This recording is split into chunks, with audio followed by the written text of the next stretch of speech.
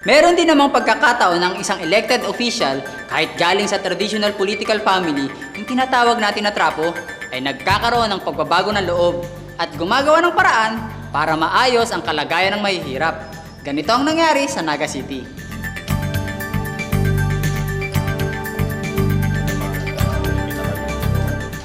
I belong to a political family. At palagi ko yung isang issue yung direct control ng lugar. Kaya pwede natin sabihin na nag-umpisa rin ako parang sa isang traditional na pamaraan, may kamag-anak, may pangalan. Although of course, dagdagan rin, meron naman qualification. Noong 1989, mula sa first class ay bumaba ang ranggo ng Naga sa third class city. Tumaas ang unemployment rate, mahirap ang hanap buhay, napuno ng squatter ang mga lupain ng syudad, walang kaayusan at lumalala na noon ang traffic sa city center. Mayroon ding nag-ooperate ng mga sindikato ng sugal at prostitusyon.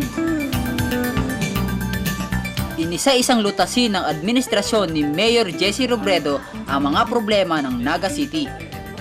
Taway namin yung betting, may isa kong testigo, pinatay sa plaza. Gambling as it is, ginagawa eh. Pero palagi ko yung corrupting influence ng gambling sa lugar. Yun yung talagang masama. Yung vice dito was all over. Kaya kayong mga nightclub, binasara namin, nagkaroon kami ng kaso noon. Pagkatapos yung maraming kaming mga walang sariling lupa dito. During that time, merong, if I recall it, kahit 7 urban poor associations in the city trying to figure out how they will secure their tenures. Noon po, marami kaming problema dito. Una, yung lugar namin, binabahang madalas. Tapos, yung daanan namin dati dito, dalawa lang na 2x4 kahoy. Footbridge lang na pag nagkamali ka ng apak, sa putikan ka mahuhulog. Ang malaking nagawa sa amin dito, yung participation ng city mayor namin. Kasi kung hindi siya naging bukas, malabo na magkaroon kami ng sariling lupa. Kahit magpursige kami, kasi maliit lang yung pera namin. Ang pinakanagawa niya, yung pakikipag-negotiate sa landowner, at saka pag ako niya nung kulang namin na pambayad. Yun ang pinakamalaking partisipasyon niya sa amin. Siguro yung mga member namin, ang malaking partisipasyon din yung mapursige na makaipon ng pera para sa pagbabayad ng lupa. Mula sa pagiging third class ay umangat muli sa pagiging first class city ang Naga.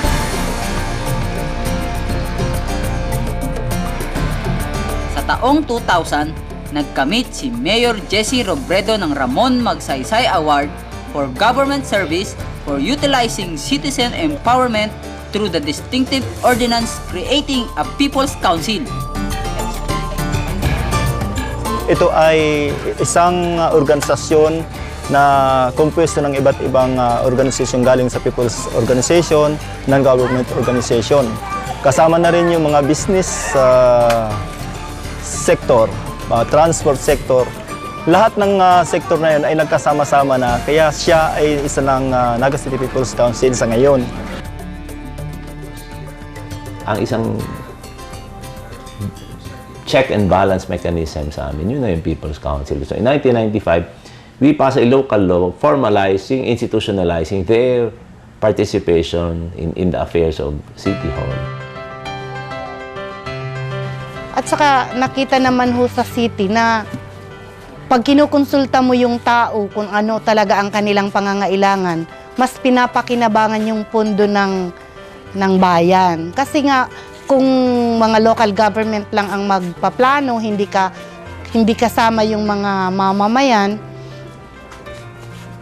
nagbibitaw sila ng pera na hindi naman kailangan ng mamamayan. Pero pag sa pagpaplano nila, kukonsultahin yung mamamayan, siguradong sa magandang bagay na pupunta yung pera, hindi nasasayang. Kanyeso, Tagabalatas. Paano mo si mama niya? Naglunsad si Mayor ng kampanya para mamulat ang mga mamamayan sa kanilang mga karapatan, responsibilidad at pribilehiyo.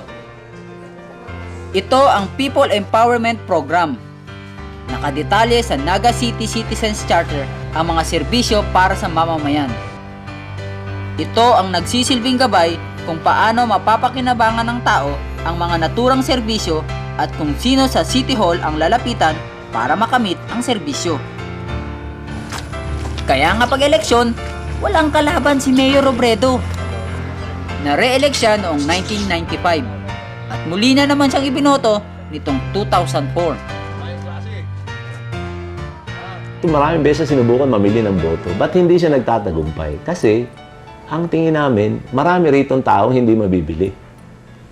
Hindi naman dahil walang taong nais mamili. Palagi meron nais mamili rito. Ang problema niya lang, sino yung bibilihin niya? At palagay namin, babawas yung taong nabibili pag ang mga taga-Naga, may hanap buhay siya. May hanap buhay talaga siya. Kasi kung may hanap buhay siya, ano ba naman yung 500? Nagtuloy-tuloy pa ang mga paghahatid ng serbisyo. Nariyan ang pagtatayo ng mga daycare centers, 24-hour emergency service, pagbubukas ng isang network ng farm-to-market roads, at pagkakaroon ng malinis na water system. Nagtaguyo din siya ng mga development programs para sa mga sektor ng kabataan, magsasaka, manggagawa, kababaihan, matatanda, at mga may kapansanan. Katulong ni Mayor ang mamamayan sa pagtatayo ng mga programang ito.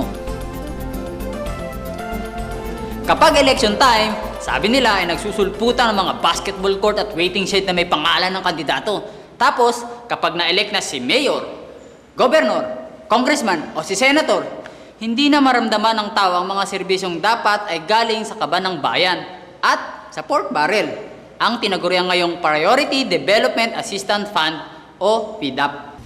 If only all of us here will look at government money as our own, palagay ko kuriputin natin eh. Ang mahirap lang sa atin, ang tingin natin sa pera ng gobyerno, dahil hindi atin, winawaldas natin. And you know, I treat City Hall like I treat it as my own personal money. No? In the sense na, kung ang personal ko, pinagmamaramot ko yung hindi mamang kailangan, ganun din dito. Talagang Tumutulong siya sa tao na kahit hindi panahon ng eleksyon, hindi gaya ng ibang politiko na sa panahon lang ng eleksyon tumutulong. Ang comment ng isang estudyanteng nakausap ko, kapag natapos ang eleksyon, the only thing that gets developed are the pockets of the politicians. Pero sa pinakitang halimbawa ng Naga City, maaari palang magkaroon ng good governance sa tulong ng boto ng mamamayan. Isipin nyo lang, kung maraming kandidatong tulad ni Jesse Robredo ang malagay sa legislative o executive branches of government. Sa tingin nyo, magkakaroon pa kaya tayo ng malaking problema sa korupsyon at pork barrel? Ako yung dream ko na mangyari dito sa Naga, kontrolado ng ordinaryong mamamayan yung pamamahala sa lugar. Ibig sabihin, they're educated enough to make the right choices, to engage with the governors of the locality. Purposely, pinakita namin dito na yung mayor nyo, ordinaryong tao yan. Yung vice mayor nyo, ordinaryong tao yan. Lahat tayo mga ordinaryong tao lang. Na ang talagang lakas nasa ordinaryong mamamayan.